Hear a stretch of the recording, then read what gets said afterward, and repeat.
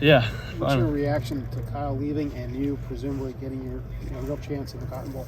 Yeah, I mean, I'm super excited. I wish the best of luck for Kyle. That's one of my closest friends, and I hope he goes and does big things. But then again, I'm excited to go play and finally show what I can do and have fun with this team. How surprised were you if you were with Kyle? Yeah, it definitely caught me off guard. I wasn't expecting anything, so it was definitely a shock. And now that you know that, you have Lincoln obviously, but presumably you'll be the guy. Do you think you'll be able to play free and easy, knowing that maybe you don't have to look over your shoulder and you can just let it rip? And this is an audition for you.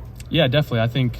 All year I've always prepared like I was the starter. It's definitely different knowing you're getting a lot more reps because it's not split up or anything like that.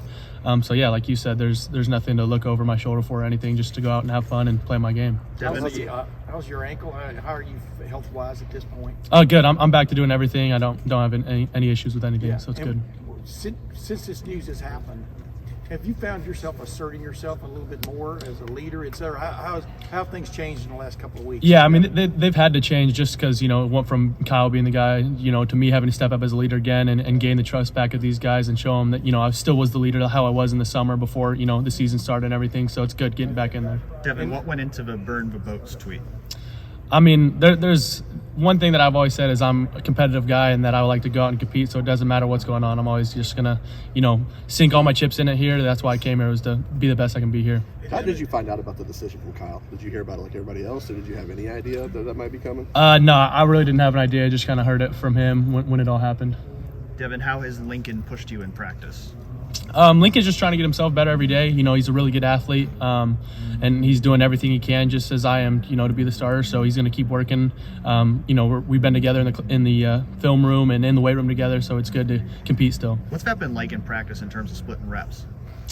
As of right now, we're just kind of doing, ones, twos, threes, and just going through as groups. So we're all kind of getting, equalish reps. Is it hard to I don't know, hide your excitement, though? This is a major opportunity, right?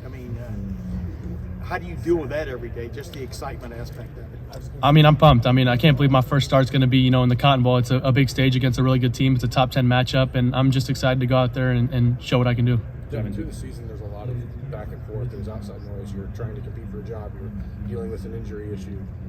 What did you learn from Kyle this year, and how do you think that helps you moving forward? Kyle went through a lot. He went through a lot, and I feel for the guy. There was a lot of tough moments, and he grew throughout his career here and built as a leader and built as a player, and being able to sit behind him and watch him grow really helped me look back and kind of think the things I should work on and go from how he was doing his things. Okay. You're going to start this game presumably. If there is a transfer portal out there, it wouldn't shock anyone if I did. Just looking at that, pursuing that. How do you view that? Would whatever happens out of the portal affect anything with you? My focus is on being the starting quarterback at Ohio State. I've never cared about who was in the room or anybody that was coming. That's kind of one of the main reasons was the whole burn the boat things. I don't care. I'm going to compete and do what I can do. You said, I remember asking you said repeatedly that no matter what happens, I'm staying, I'm not transferring. Does that still hold? Mm-hmm. Devin, when you hurt your ankle, did you think the season was over? It looked pretty nasty.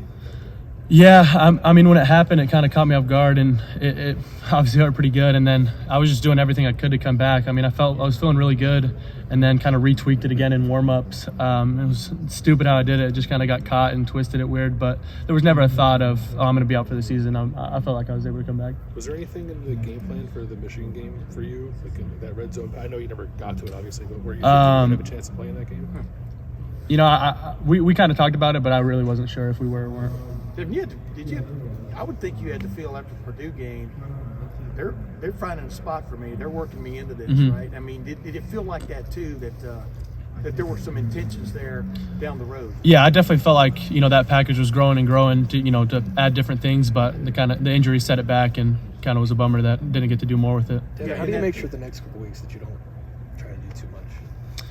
I've never really felt like I was trying to do too much. I just kind of stick to my game, and I think the biggest thing for me is just being a vocal leader and showing these guys that, I'm a good option for them and that they can trust me to do the best thing for the team. Did you use August maybe when you and Kyle were both trying to assert yourself as leaders, kind of a primer for what you're facing now and trying to get the locker room back on track after what happened at Michigan? Yeah, definitely. The whole offseason I felt like my leadership was very good, and guys felt me and, would like me to be the leader as well. So it was really back and forth. so they still trust me now. Do you view these next few weeks as the first chance to audition for next year's job?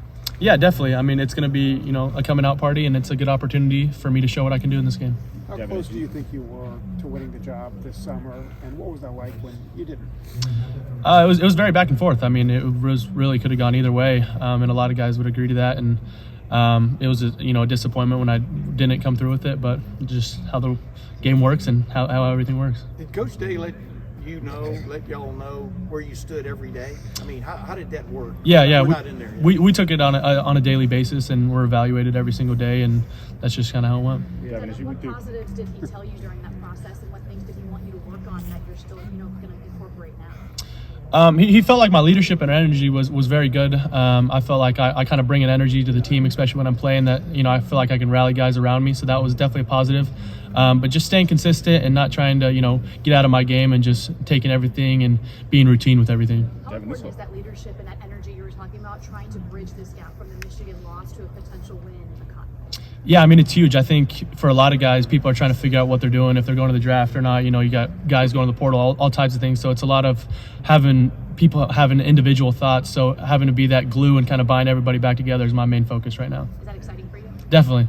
Devin, as you went through the whole year, injuries, the quarterback battle, how did you find ways, even when specifically you weren't getting on the field or when they made the packages and you got hurt, to stay locked in despite all the ups and downs that come with this last season? Yeah, I mean, I treated every week like I was going to be the starter and that I was going to play in the game.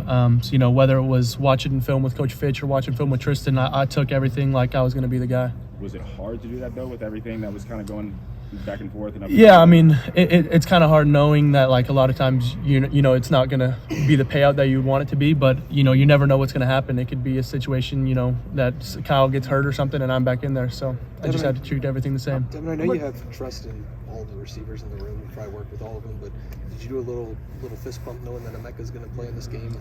I get to work with these kind of weapons. Yeah, definitely. I mean, we're always going to have the best of the best in this receiver room.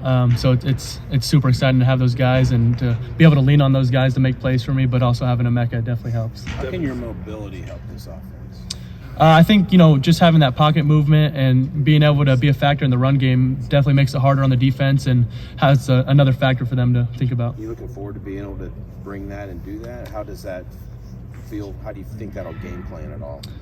Yeah, I think we'll do a couple of things with it, but I'm just excited to go out and play and see how everything goes. Where do you feel What's it like to be a college quarterback in the year 2023 when it's maybe the most chaotic position in all of sports? Yeah, it's. I was talking about this with some of the coaches the other. Even Tristan, like he was 4 years late to all this NIL stuff and everything, but it's a completely different world. It's a completely different game. I mean, it's really kind of turned to the NFL. It's wild. I know you don't have, obviously, a crystal ball to understand how your career is going to play out, but you are a guy you always say, like, you're going to bet on yourself and see how it goes. Is it all crazy to you that you're on the precipice of starting in the Cotton Bowl because, like, a 12-game starter just decided to transfer, which I think is hard to compute for some people. Even your arrival here was a little bit of a whirlwind. Like, just what's it like to kind of be caught up in some of that stuff? I mean, it's nuts. It's always going to be chaotic week to week, but I guess that's just kind of the sport now. So just got to take it week by week and do everything I can to win this game. Where do you feel like you've improved the most from August to where you are now? I feel like one of the biggest things was consistency. I feel like there's definitely still things I could work on, but I feel like being more consistent with my plays and understanding what's really going on with the play has been the biggest thing. You mentioned Tristan a couple times. What kind of resource has he been for you and the other quarterbacks this year? Tristan's really like a best friend and a personal coach. I mean, every day I'm out here doing stuff with him on the field or in the film room, and he's been in college for 7 years now. This is his 7th season, so he's got a lot of wisdom, and I'm trying to get him to come back for an 8th year to help me out even more. Social media was pretty savage on Kyle a lot this year. This will be the last question. Did y'all talk about that? I mean, you were aware of it, I'm probably sure. Maybe not, but I mean, how do you deal with that aspect of it, Devin? Of the expectations of this position at this school? Yeah, I mean, that's why you come here, is to be at the top of the pedestal, and be in front of all these eyes. That's what Ohio State is. So there's going to be both sides, good or bad, and that's just kind of the nature of it. But at the end of the day, what truly doesn't matter, what other people's opinions are of you. All that matters is what your team thinks and what you feel.